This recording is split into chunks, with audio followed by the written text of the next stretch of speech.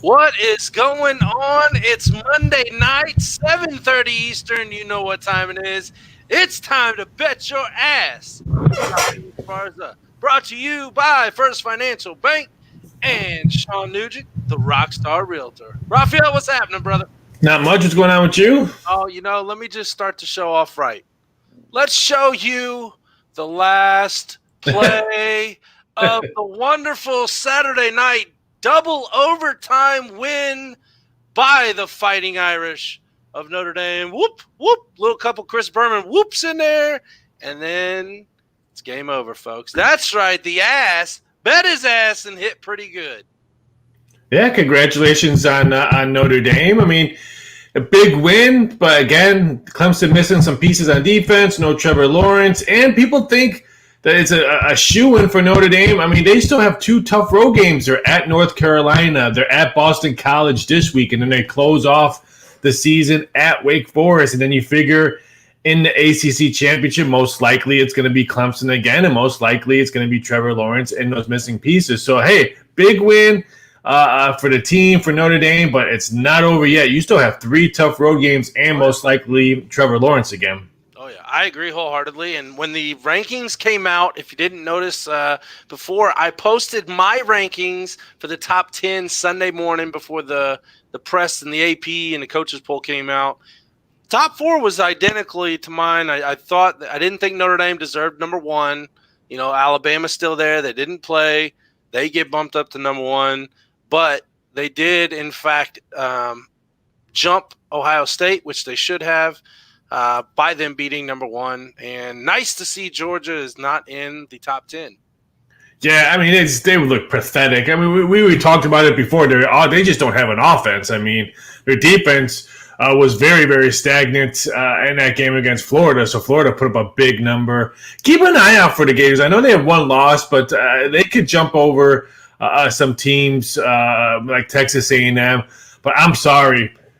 I know people are going to probably hate me for saying this, but BYU going to Boise and dominating that game on Friday. They're a perfect 8-0. Their defense is unbelievable. They got a quarterback that's probably going to get some Heisman names. I mean, he's not going to win it, but his name is going to be up there if they continue to play really, really good ball. I got to give love to the two teams that are undefeated, Cincinnati and BYU. Lots of love for BYU.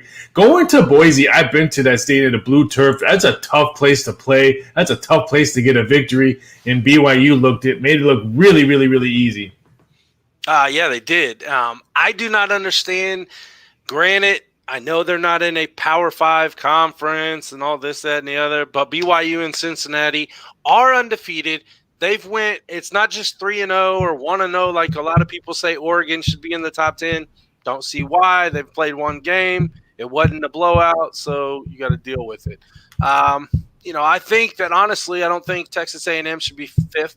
I think Cincinnati should take that 5th spot for right now. And to me, play and show us that you belong or don't. I agree. So it should be. It was a really good Saturday. For me.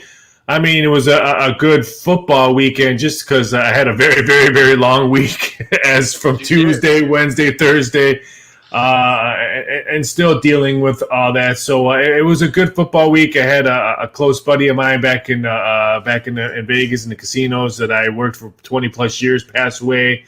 So it was just a good weekend for me of football. Seeing some great matchups. Notre Dame playing yesterday. No one's talking about the great matchup we had on the 3:25 Eastern Standard Time between Miami and Arizona because the whole other world had to pretty much watch Pittsburgh and Dallas. But it was a good weekend, like I said. Okay, let me ask you, since you brought it up, the Steelers and the Cowboys. How did the books do on that game alone? We did okay on it. It wasn't one of the bigger bet games. We got crushed on some teaser bets on it, and parlays, of course. We're really dead. Right now, if the Jets score a touchdown when we're on here, I might do backflips or stuff like that because we're big Jets fans tonight because we have a lot of liability on teasers and moneyline parlays with New England. A lot of 3-teamers with the Packers, Pittsburgh, and New England going tonight. So I can guarantee you we're going to be rooting for, like I said, Jets with Joe Flacco down the center. Yeah, like I said at the beginning, I'm not touching this game. If I were to bet my ass, I would take the Jets and the points, and I originally thought the under at first. Then I started realizing, wait a minute, they got the receivers back. It's not going to be under. I would pick over, and then all of a sudden I did notice about 30 minutes ago the numbers started going up. The over-under rose to, I believe, what is it now, 42.5? Yes. And it was, I think at one time it was like 38. It opened up at 41. It floated around 40. We never had it past 40, but it's now 42.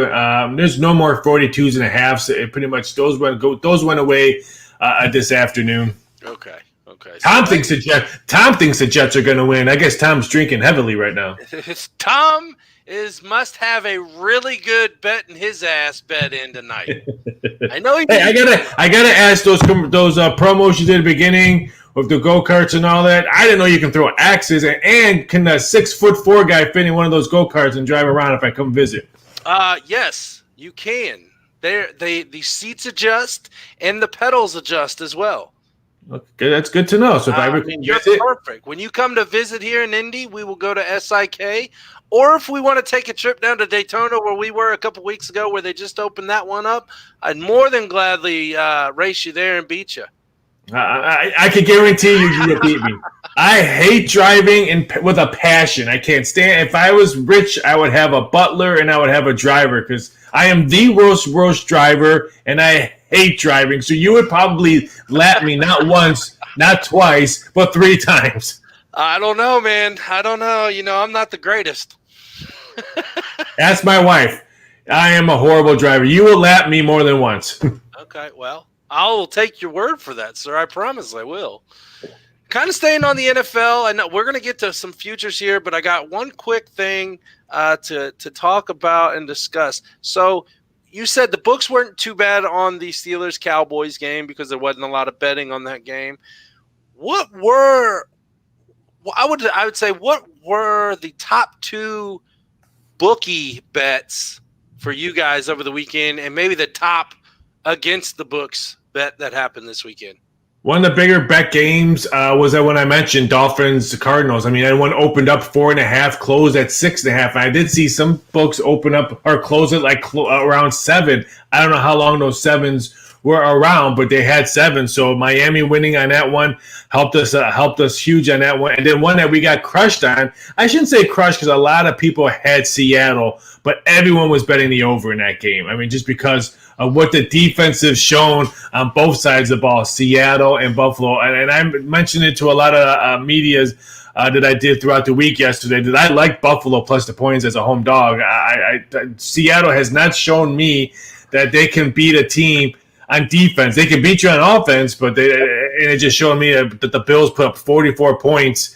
And Josh Allen, again, looked like he could be an MVP candidate. If he plays Seattle, he's an MVP candidate. He throw for over 400 yards, 3 TDs. That Seattle's defense is horrendously bad. So those are the 2 ones that we probably got beat up, I would think, the most. I beat the bookie on that one because I took the Bills' money line.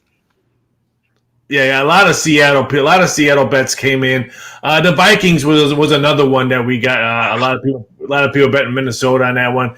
Matt Patricia, he's going to get fired after Thanksgiving. He might be a Black Friday a candidate to be unemployed. He's calling it now, folks. Matt Patricia gone by Black Friday. Black Friday. On Black Friday, he's going to wake up to go shopping and say, "Nope." Playbook in the keys, sir. Credit card denied. Let's see. Bill, I was wondering, did the Panthers lose you guys a lot of money?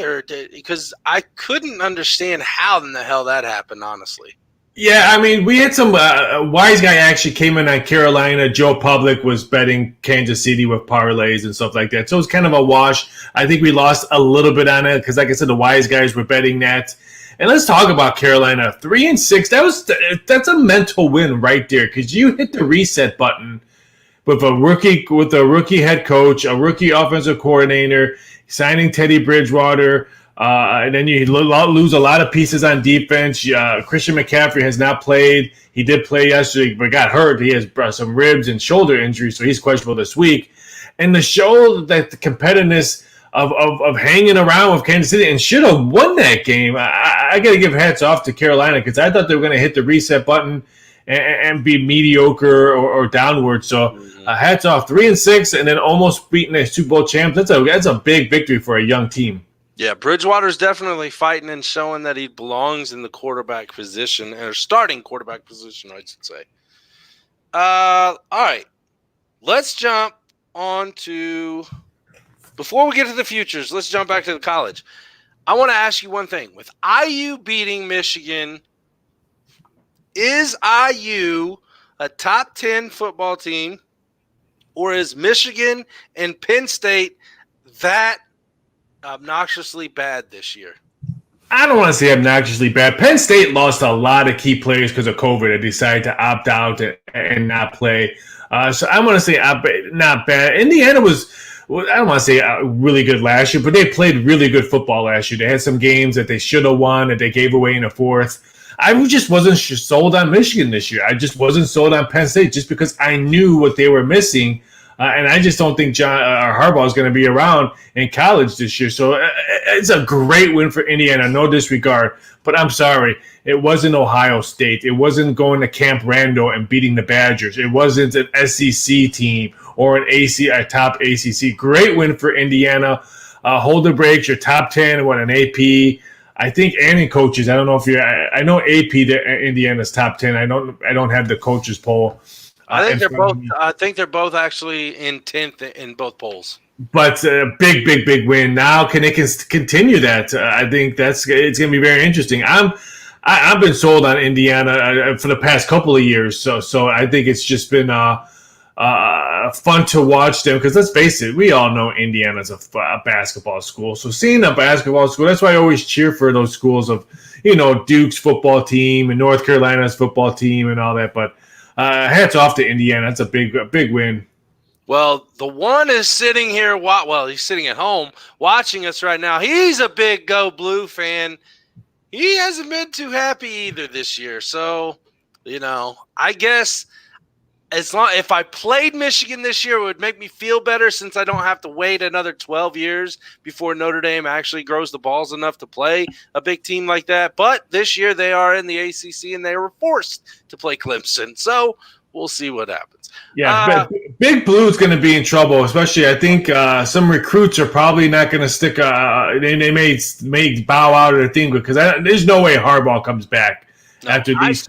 I told Damon and his wife towards the end of the game Saturday, I said, this will be Harbaugh's last game as coach. And I'm surprised, honestly, that he's lasting throughout the season. They'll see. They won't let him go. He'll finish the rest of the season. There's no way don't let him finish the rest of the season. But yeah, there's no way. And I think he takes a couple years off. I would not be shocked if he goes to the booth somewhere or goes on TV. But him leaving is probably going to take Michigan at least probably 2 to 3 years backwards. You got to find somebody. Damien. I can't think of anybody out there that you would want to bring in right now to, even if you let him go at the end of the season. I don't know who's going to be out there to take over. So, yes, I guarantee and totally agree with that statement that they're going to take a seat back for a couple years. Future bets, college, top 4. Who do you got right now? If you were to pick 4 teams to be in that playoff here in the mid-December, well, when it's announced in December, who's your 4 teams?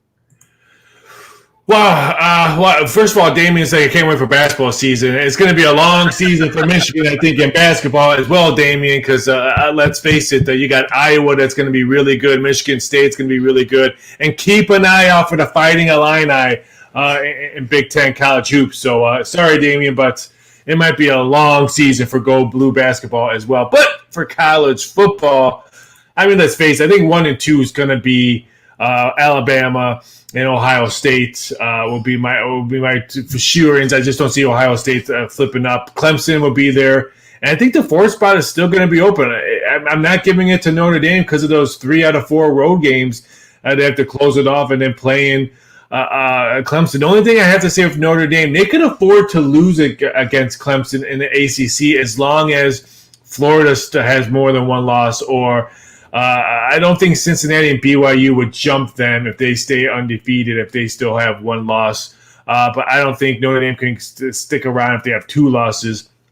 I'm going to put in right now, just because what I saw on the offensive side, I'm going to put Florida as my last spot. I just don't think Notre Dame. I think Notre Dame has a hiccup with one of those three teams. I would not be shocked if North Carolina nips them, and then they lose to Clemson. So I'm going to put Florida, but I would love to see Cincinnati or BYU. Don't get me, or Liberty. Hey, Liberty beat Virginia Tech. They're still undefeated. Give it to Liberty, baby. That is true, man. A lot of people, I saw a lot of people on betting groups on Facebook and stuff talking about how many people bet Liberty. But, did you really? Because all I'm seeing is, I won this, I won that. Show your card. Coastal Carolina, the Chanticleers are still undefeated as well. Maybe they could be. Here's okay, let me rewrite my top four. Alabama, Ohio State, Liberty, and Coastal Carolina. Now, I don't know, but I know Vegas is legalized marijuana now. So, folks, I don't know what he's on, if it's just a lot of adrenaline or what. But, man, this guy's off his rocker tonight. Raphael, you're going crazy on me. I'm still suffering from Tuesday and Wednesday of last week. Totally understandable on that. Now let's move to the NFL futures. I will let you start off on this because you've been wanting to talk. Yeah, I just think there's some interesting situations now, especially on divisions that still have, I think, some really good value. I mean, you could still get the Saints minus $2 to win the NFC North. They're 2 games up on Tampa Bay now. I just don't see them They got healthy. If their defense plays like they did last night, they're not only NFC South winners, they're NFC contenders and maybe representing the NFC in the Super Bowl if that defense plays at like we saw last night. I think the Seattle Seahawks, they're minus 260. The Rams are plus 425. There's still a nice live feed on that division. I'm not sold on Seattle. I mean, the Arizona showed how to beat them. Buffalo showed how to beat them. And if you're going to tell me that the Rams defense can maybe win some close games or battle them out, I would not be shocked if that's the case. But AFC Championship, I think getting the Pittsburgh Steelers at plus 275, I think is still really, really good value. I know they're undefeated. I know no team has been 8-0 and that's ever won the Super Bowl. But if you got plus 275, that's a great hedge ticket. If it's Pittsburgh and Kansas City in the playoffs, you're not going to get a money line bet plus 275 on that one. So it's a nice hedge bet on that one. I think that's really, really good value. And in the NFC, I think there's some opening invitations. You can still get the Saints 3-1. I mean, that's a big statement win that you just got yesterday. We all saw Seattle can have hiccups. Am I sold on Green Bay? No, their defense is still pretty pathetic right now. Both of them are plus 425. And then here's another one. I'll throw out the Rams to win the NFC 14-1. Now, if you could just get in the playoffs and maybe just win one playoff game, now you have a ticket where you can start hedging off and try to get that money back that you put dollars on. If you put $100, let's say, on the Rams, you're going to win back $1,400. And now all of a sudden they're maybe 6-point underdogs. In the playoffs, you can hedge that ticket and still come out maybe plus $400 on that essential ticket that you only bought it for $100. So there's some good value in playoffs right now. We're halfway there, and that's why I want to talk about it, because we're halfway there right now through the season. There's some money still to be made in some of these close races if you look at schedules and you look how the teams are performing right now. It's going to get interesting. I mean, you look at the NFC East, for example, it's kind of making me nervous, honestly, because the Eagles, we do not have the most luxurious looking few weeks ahead. And then, like we talked about last week, you have to play Washington the last game of the season. And I can honestly see them potentially pushing for the division win. I don't want to have that happen. God knows I don't want it to happen. I mean, the Eagles, you guys are in a bad spot because your next 2 road games, your next 3 games, 2 of them are on the road, and against Cleveland, and then it's against Green Bay. So, I mean, right there is not favorable. And then the Seattle comes to your home turf, and I mean, granted, we both if Philly can get rolling and put some points on the board early, I think me and you both can agree can win that game. At home with Seattle, as long as Santa Claus ain't there and you guys are throwing batteries and snowballs at them. But yeah, your schedule is going to be really, really tough. And then in December, sometime in December, you have to play the Saints. The Saints come to your backyard. You got the Saints. It's just, I mean, you're going to end the year with 2 out of the last 3 weeks being division rivals in New York and Washington. I think we played Dallas the week before. We play, it might be New Orleans.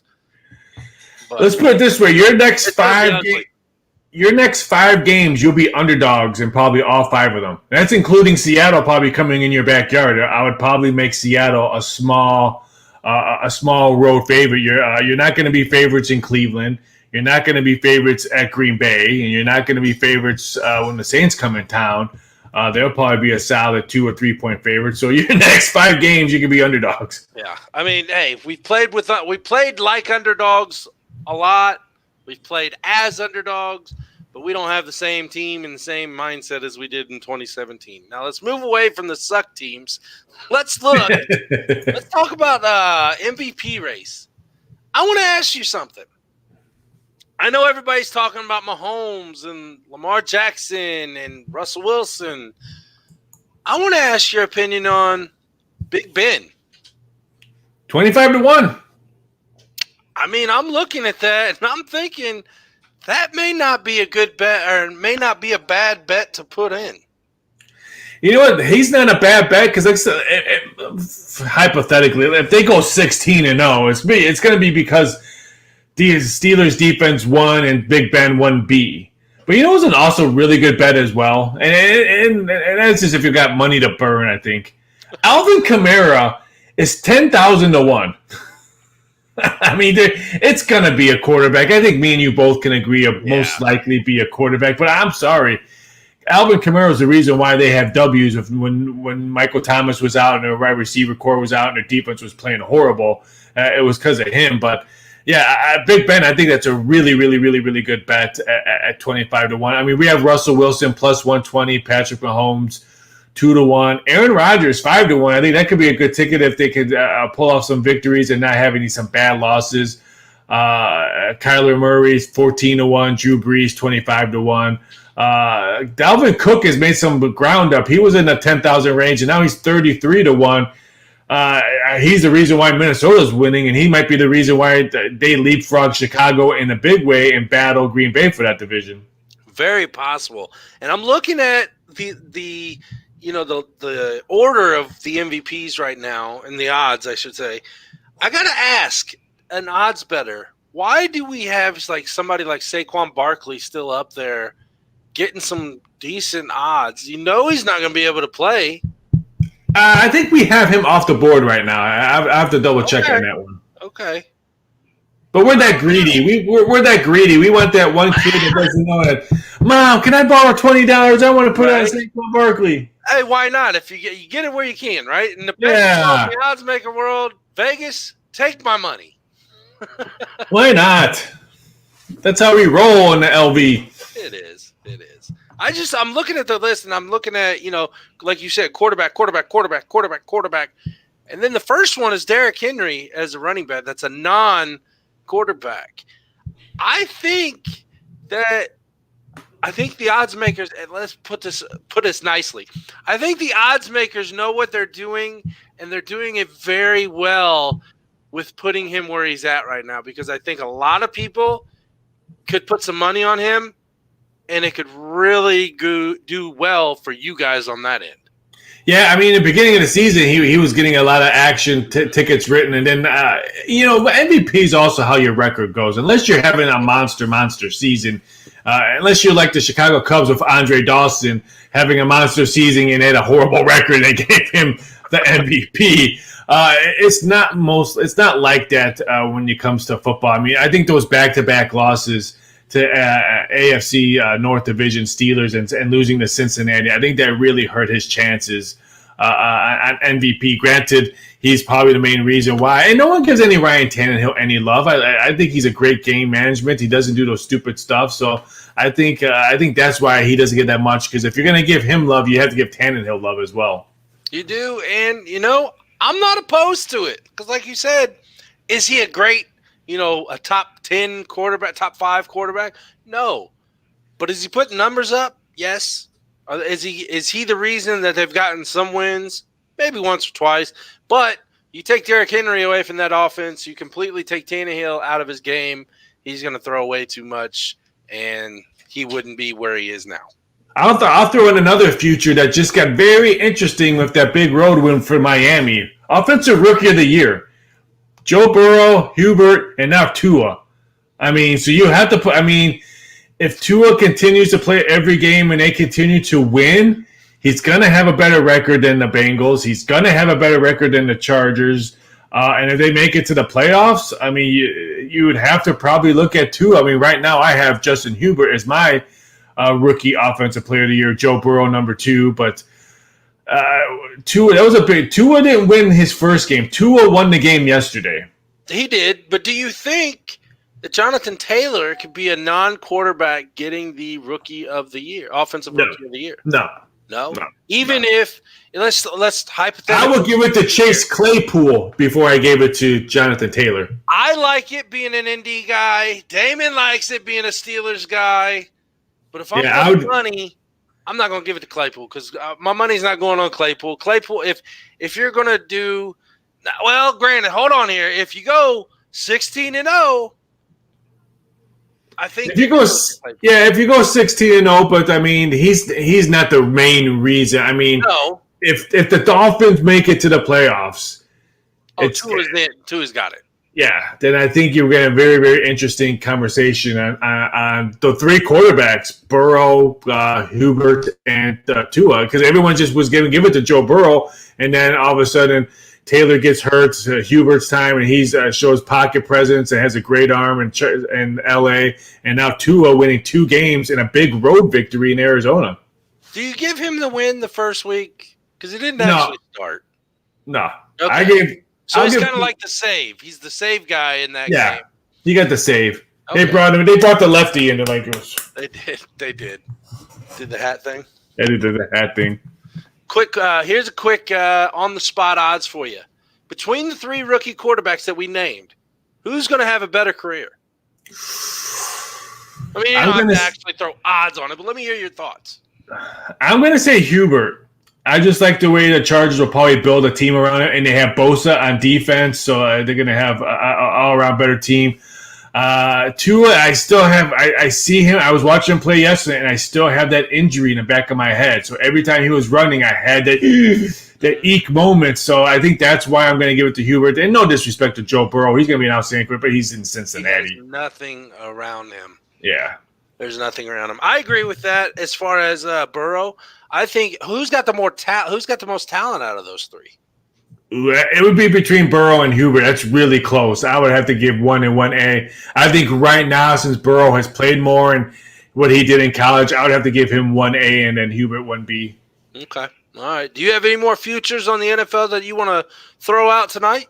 No, I mean, but don't forget we'll talk about this really quickly, but because I believe it's going to get lost in this weekend. It's the Masters. I mean, I understand game day is going to be at the Masters on Saturday, but I can guarantee you once they put their picks on and Kershaw puts the helmet on, they're going to be watching football. And because it's going to be on a Saturday. Tiger Woods could be out by then. If Tiger Woods is not in the hunt, if he does not have a red polo on Sunday or in a hunt on Saturday, I'm sorry. It's going to be overshadowed by college football. And then on Sundays, but it could be just buried in the NFL. The Masters will need Tiger Woods in the hunt if they want to surpass football. I mean, he's 35-1 to win the Masters right now. DeChambeau 8-1. Rahm and Justin Thomas and Roy McIlroy are both minus 1,000 or plus 10-1. I love the Masters. Don't get me wrong. I'm not dogging on golf. I'm not saying golf stinks, but NASCAR got buried last week with the last race because of football. And I just have a feeling. I know it's at the Masters, but I just have a feeling if Tiger's not in the hunt, it's going to get buried. Well, I will bet my ass on Tiger not making it to the final day, not making it through the final cut on Saturday. If not before, I should say. I'm looking at Patrick Cantlay at 25-1, taking the Masters and wearing the green jacket. I like that. I mean, it's a nice play. I'm gonna probably play DJ.